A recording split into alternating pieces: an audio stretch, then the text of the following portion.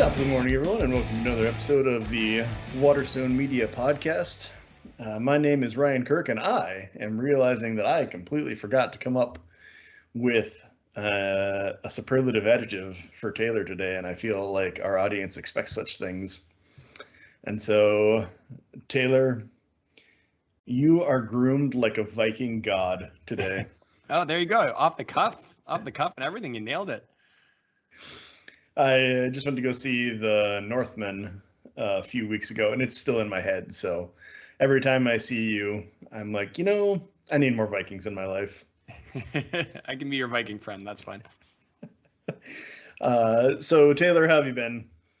I've been great. Just plugging away here. We've sort of divided up some labor on Sentinels, and I've been able to get into Infernal Shadow. So just the same old editing, and I've been talking to you a little bit. I'm not sure if I want to throw out my entire first draft ending and do something different, or if I want to keep the first draft ending. And as I get closer and closer to the point of decision, I think I just said to you before we started recording, I might just write both of the endings and see what happens. So that's kind of where I'm at right now. It's a bit of a journey that I've never been on without a clear destination like this, but I might just write it and see.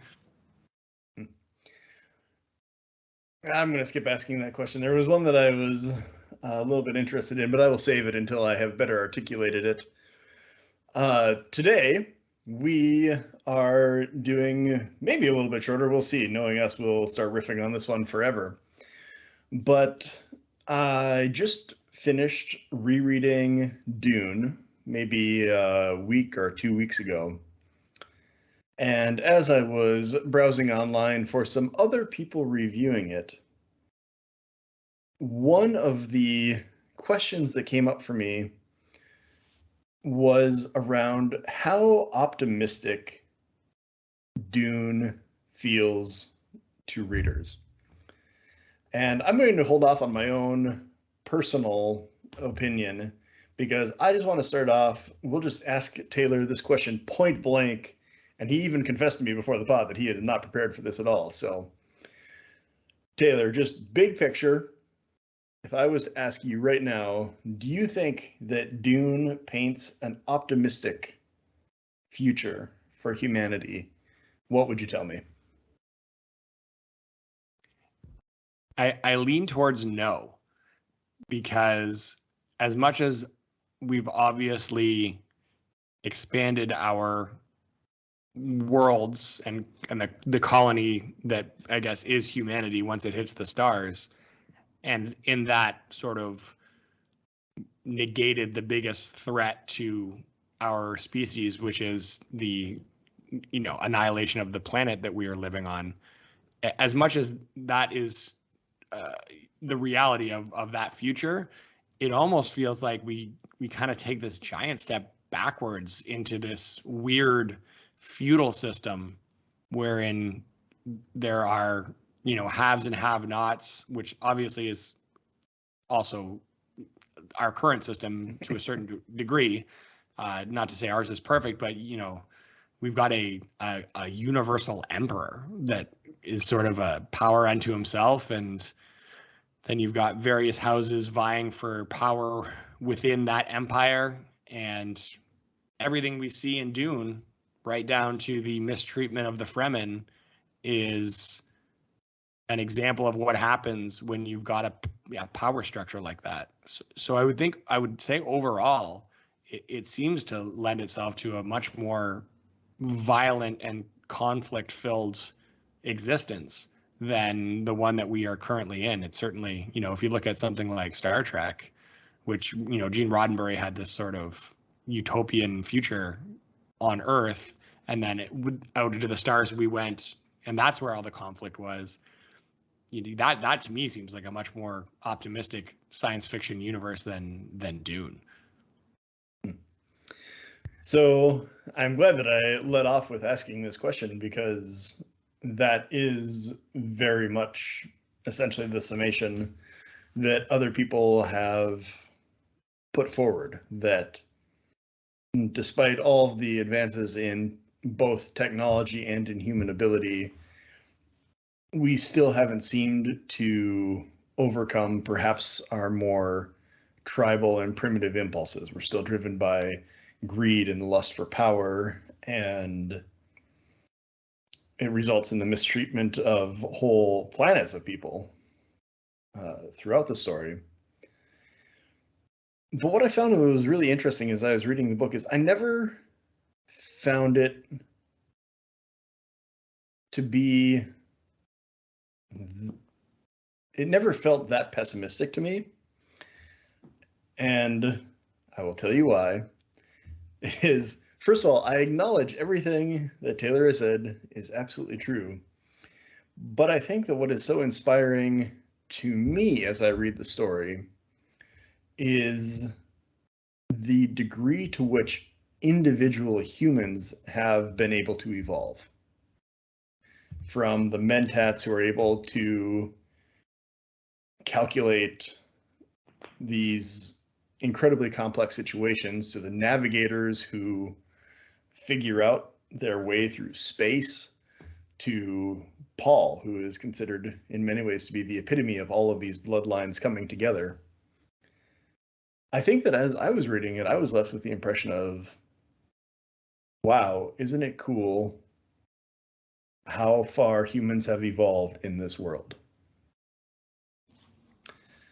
Oh yeah, there's no question that there is, that if you want to look at it in terms of, technological advancement and human advancement and things like that, that it is it paints a very optimistic future in which we sort of manage to conquer the biggest issue out there, which is faster than light travel, right? And as soon as you conquer faster than light travel, colonizing other planets that's well, I don't want to say it's easy, obviously, but assuming you get to a planet that is habitable, we're not talking about terraforming here, but if you can land on a habitable planet with all of the things you need to do to create an infrastructure, that, yeah, for sure, that is all very optimistic.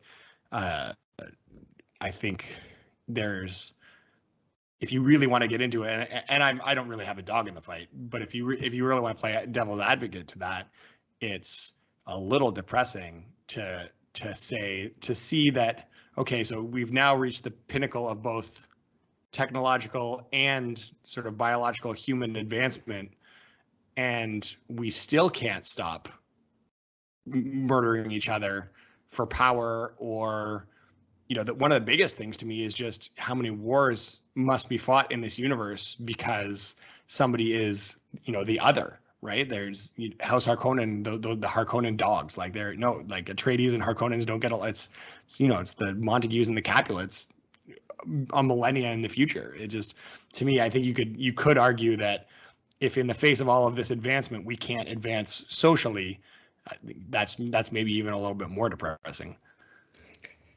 Well, I think this is the exact question that I'm wrestling with, and it's the reason why I wanted to get you on the podcast and talk about this.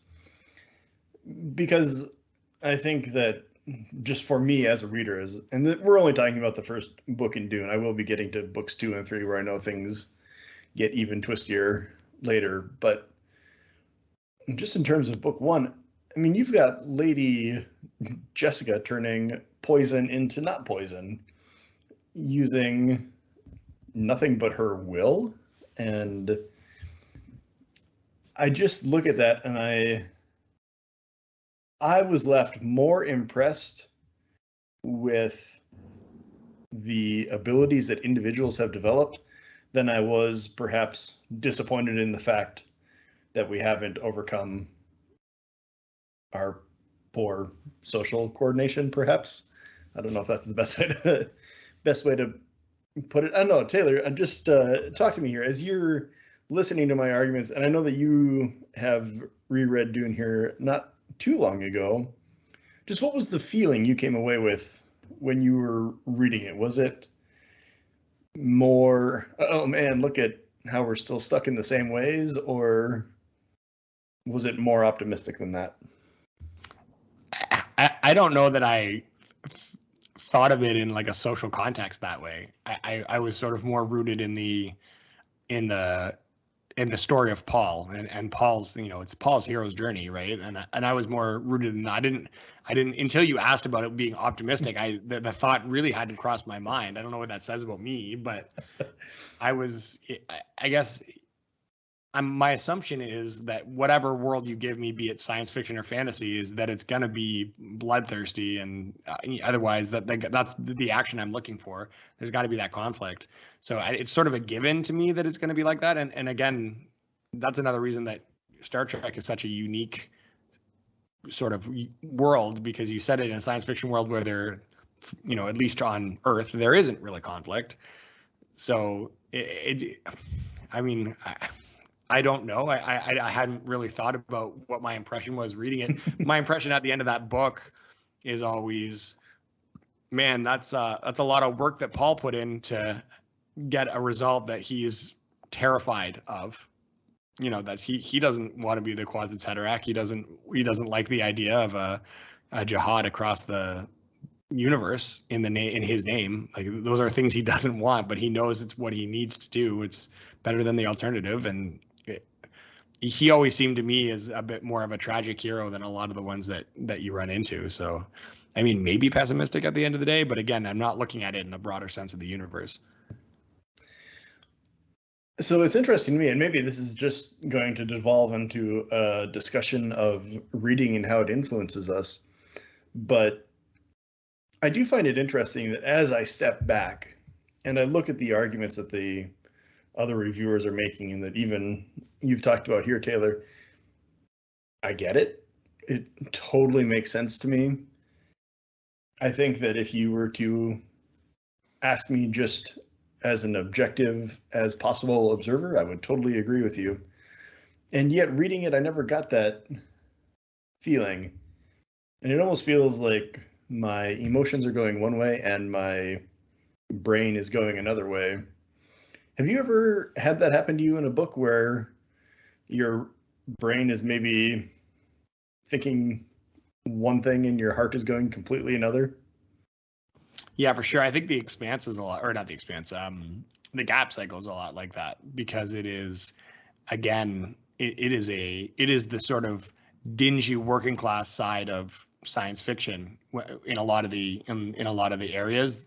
People are poor. They're working in these, I don't know, like, it's like working class space stations or illegal space stations that aren't even supposed to exist, and so it's very dingy. So in my mind, I'm like, man, I would hate to be here. I would hate to do the things that these people have had to do to survive. But like, my gut sense is like, yeah, this is awesome. Like, this is get it gritty. Like, let's do what you got to do. So yeah, I think I don't think that's an uncommon thing to feel, right? And it goes back to a bit of that suspension of disbelief, or even escapism that we talked about before, where I definitely, I don't want to go out with a bow and arrow and murder people, but I do that in Skyrim for hours at a time, because that's, because it's not real. So I think being able to put yourself into positions where mentally you would be like, you would recoil from it, but like, you've got this sort of visceral reaction to that is, oh, this is something that I would never experience. I think that's the beauty of writing. I have been thinking lately that it is almost impossible for humans to understand anything without a story attached to it. And I was just thinking even in terms of current events, and you can pick or choose. I'm not going to bring current events into our podcast because that's just asking for disasters.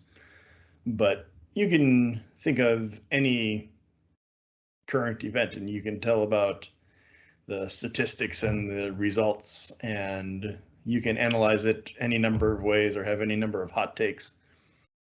But I don't think anything is as powerful for me as just hearing a single story about how insert current event here has influenced or exerted its forces on one person. And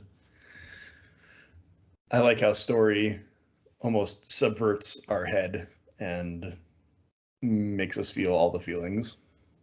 Oh yeah, there's a reason that pre-literate societies told their history through stories.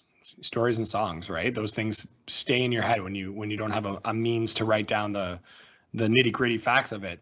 Story and song that stays in your mind, and those stories get passed down. And there's a reason that you see that kind of thing. Mm-hmm. Spoken by a man who is both a writer and a musician. Musician's a stretch. Writer, I'll accept these days. Sounds good. Well, we're going to leave it off at that for today. I mostly just wanted to bug Taylor with this question because it was tormenting me all day yesterday, and I needed to talk it out. So, Taylor, thank you as always for enduring and exploring my questions with me, because they are always in my head. Of course. And yeah, is there anything you want to leave the audience with this week? I do want to mention I am going to be on a podcast. It will be releasing on, let's look at a calendar so that I can give you guys the correct date. It will be Sunday, May the 15th. It's a podcast called Leah and Friends. And if you are interested in sort of the nuts and bolts of how writers do what they do and things like that, it's a pretty cool pod for that. And she was kind enough to invite me on. So I talk a little bit of Sentinels. I talk a little Infernal Shadow. If you're a longtime listener of this pod, it might be rehashing some stuff that you've already heard, but it's definitely worth checking out. So that's, again, Leah and Friends. You can get it wherever you get your pods. Sounds good. And we will make sure I will get the link for that once it is public, and we will put it in the show notes so that you can just click on that and go to that. Easy peasy. Easy peasy. Everybody, thanks for being here. Thanks for listening to this discussion, and we'll talk to you again next week. Thanks, man.